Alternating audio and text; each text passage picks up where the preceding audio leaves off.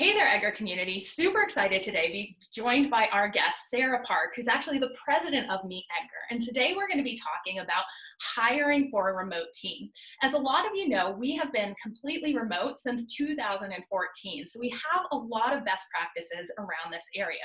So if you're someone starting a business right now and wondering how to grow it, or if you've pivoted to being a remote team and you need to hire for a new role, Sarah's going to be a wealth of knowledge. So I'll pass it over to her just to start the conversation out with how you develop a really strong culture fit at MeetEdgar or on your team, and how to make sure that you're hiring the right people. So Sarah, take it away. Hey, Megan. Thank you very much. Yep, as Megan mentioned, we've been a remote team since we started the company in 2014.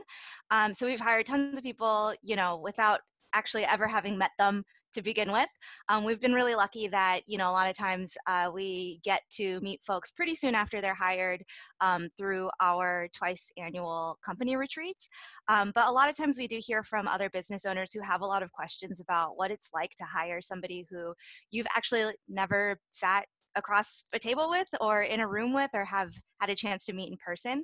And the biggest question I get asked a lot is about how you determine whether somebody's going to be a good culture fit or a culture add when you are trying to do the interview process remotely. I think, as probably a lot of people have experienced over the last couple of weeks with everybody sort of shifting to a more remote friendly environment, video calls are a pretty good approximation for being in person with somebody, but obviously it's not quite exactly the same. But it does fill in a lot of just sort of like non-verbal communication gaps that sometimes you get. So we really recommend multiple video interviews if possible. So I know a lot of times people try to do a lot of things via phone or via email when you're thinking about hiring remotely, but I just really do not think that there is a lot of good replacement for multiple video calls. So for us, what we like to do is we have a couple of different steps in the interview process. We have obviously some skills fit steps in there. We also do just what we call a work style fit, which I think a lot of companies might refer to as sort of a culture fit interview. But that interview is specifically geared toward talking about how you get your best work done, the type of support you'd like to see from your managers, and the way you're communicating with your teams. And then, we also like to do a test project with all of the candidates that come on board, which gives folks the opportunity, instead of just like doing this in like a video face-to-face kind of intimidating interview format, we also like to give people the opportunity to maybe pair program with somebody who they're going to be on their team with, or just like actually dive into doing a little bit of the bits and pieces of the work that the job will entail itself. And kind of, you guys can talk about it and share some learnings at the end of it and really kind of get a chance to see folks in action there. I think one of the most important parts of that is just really varying the people who the job candidate is going to come into contact with. So, we have a lot of these different calls. We really like to get candidates exposed to different people on the team. Honestly, like, this is something that is really, really useful to get folks, like, I guess, out of the intimidation factor of talking to just their future boss via a video call. We like to get them in front of team members so they can actually ask questions about like how the company operates and just get a little bit more candid about what some of their concerns might be, or what, like, they can kind of ask somebody on the team, like, oh, what's the management style like there, and kind of feel like they're getting a better quality answer from a lot of different perspectives. We also really think it's important to expose candidates not just to different layers of the sort of like the leadership ladder, but also expose folks to people who are going to be on their direct team in their department, but also people outside of that as well. So, for developer candidates, for example, kind of getting them talking to people on the marketing team or on the customer experience team, just to sort of see, for communication style, like, hey, how easy is it for this candidate to break a really complicated idea down into something that like a non-developer might be able to, relate to and understand. So, it's just that variety, I think, that really, really helps us to determine from a communication point of view if this person is going to be somebody who can jump right in. Yeah, I love that so much. And I think one of the reasons that our remote team works so well is because we have this idea that the interview is not just to make sure the person is right for the team, but that our team is right for the person. So exposing people to communication styles on each and every team really goes to our core value that we are one team here at MeetEdgar. That's actually one of our value statements at MeetEdgar. So making sure that we're putting that in front and center of our hiring process, make sure that culture fit is going to be so good right away. And I remember experiencing that on my own interviews here. And I would love for you to just kind of talk us through a couple of questions that you find really useful to ask people within a initial interview, within one of our culture fit interviews, and then what you see kind of as those test projects, so that people can kind of take that and put it into action in their own companies. Sure. I think, the types of questions that we ask and get good value out of, they can definitely differ from candidate to candidate. So my style in particular, I think, everybody, I think, kind of develops their own sort of style with these interviews as they go. But for me, what I really like to do is just try to open up a conversation. So sometimes I have a couple of go-to questions, but also sometimes within the conversation, there might be opportunities to kind of hone in on something interesting that the candidate is saying. So I'm always looking for those. But for me, in the initial kind of getting to know you, is this job right for you? Is this the right job that you're looking for? Kind of thing. The initial interview, I have a couple go-tos that I really like. I really like to get a feel for the team that the candidate worked with previous to the role. So a lot of times the function of that initial interview really is okay, I just want to make sure I have a good understanding of the items on your resume, that when you're saying this is what you did, that I get what that means, and does it translate? And then I also like to take the opportunity in those calls to explain the role a little bit better so that they know okay, yes, this is definitely the role that I had in mind when I was applying. So one of the things I really like to do is I just like to ask them who was on their team. And what I'm honestly looking for is do the people that they're talking about on their team have do they sound like that person was working with actual other humans? Do they have names? Do they have personality traits? Or can the person describe yeah, I really loved working with this team. I worked alongside 3 other people, and this is the way we all jive together, and here's what we communicated about. And was somebody on their team exceptionally good at something that they really looked up to? And I just really like looking to hear a little bit about that. I'm always looking for somebody who views themselves as part of, kind of a bigger team environment, and recognizes that everybody has a contribution that they're bringing to the table, and that it's a good functional team is kind of this push and pull of a lot of different skill sets. So I'm always really interested in hearing a little bit more about folks sharing, sort of what that team dynamic was for them and what they liked about it. And honestly, also sometimes folks who didn't have a great experience on their previous teams can actually do a really excellent job as well of identifying some of the things that didn't work as well, and what some of the things that they're looking for in a future team. I find that to be really illuminating as well. When we get to the I guess sort of the work style interview, I do like to get in on that a little bit deeper and talk a little bit more about conflicts on folks' teams. So sometimes I'll ask people questions about oh, tell me about an idea that you had that you were wrong about. And just kind of hear a little bit about what happened there, or a failure, I guess, on their team, or something that happened that didn't quite go as expected. I really like to hear, again, from a team perspective. I'm really looking for folks who are not looking for somebody to blame in those situations, but are kind of looking for the opportunities for learning. Because for us here at MeetEdgar, another one of our company values is we always want to be making new mistakes, not repeating the same old ones over and over.